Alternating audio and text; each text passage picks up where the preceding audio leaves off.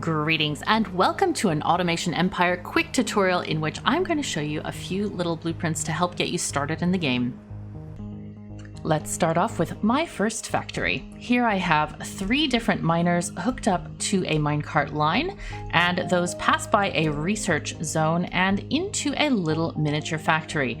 Now this thing is 3 squares by 1, 2, 3, 4, 5, and as you can see, it is extremely compact. We have the nozzle feeding the storage container, going into the crate maker.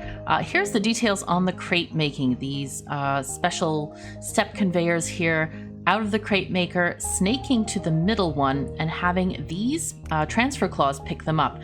Now the way they're programmed is this one skips every 2 and this one skips every 1. So the one on the left is skip every 1, this one skips every 2, and that will evenly distribute them.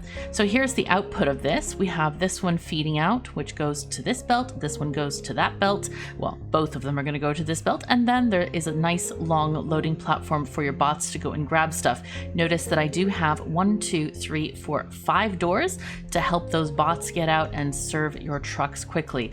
Now, the reason that this is here is that one crate maker can serve 3 of these, but you have a little bit of extra ore left over.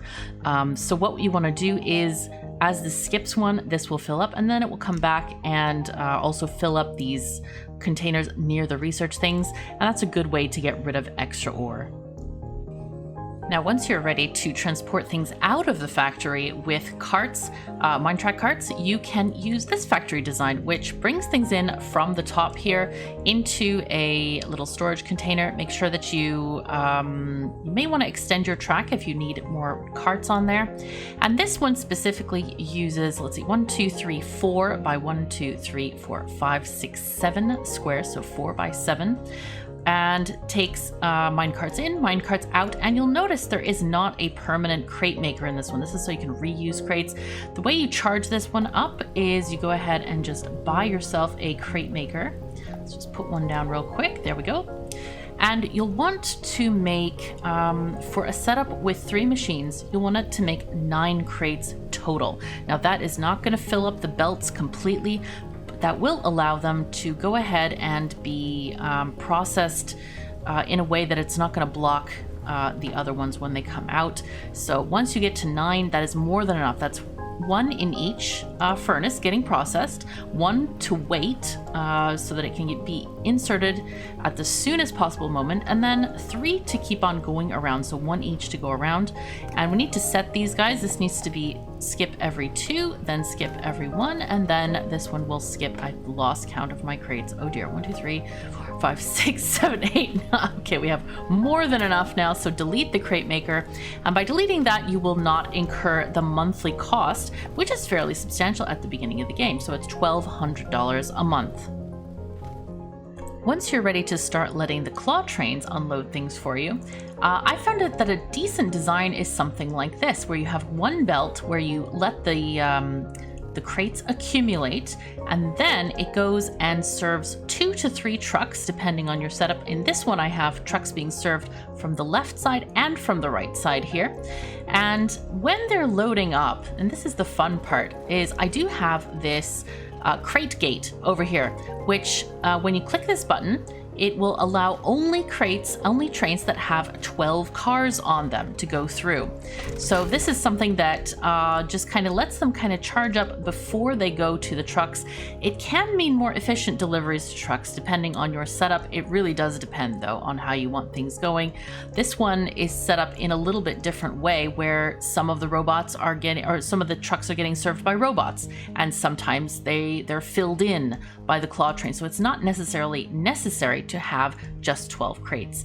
But in this design, we are serving only 2 trucks, and there are no robots permitted to come here. This length here is so that the train can have the last of the cars on it to go in that last little square, and it can kind of extend out and then come back. So it's going to keep on bouncing until it has the last one of those. The same thing for here, that's why it's extended over there.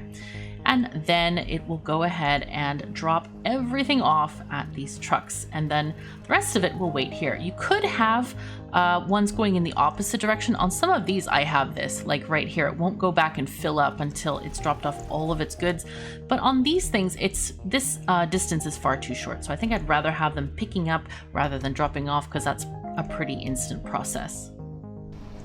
Once you unlock remote connectors, your factory layouts can become very simple indeed. No more spaghetti. All you need to do is put the little outlet thingy onto the machine, or perhaps it's an outlet of another tank, and that material magically transports to a container. In this case, you see we have 3 combiners all outputting through a transfer pipe into the remote connector, and that material magically appears in this container. Why do I say magically? Because there is nothing, there's no pipes or anything to take it out of the ground. It's sort of like an undergroundy in Factorio, but you don't need to have the other side of the undergroundy, and that's the same thing. You see this one outputting into here, and that one appears in here. No things otherwise needed.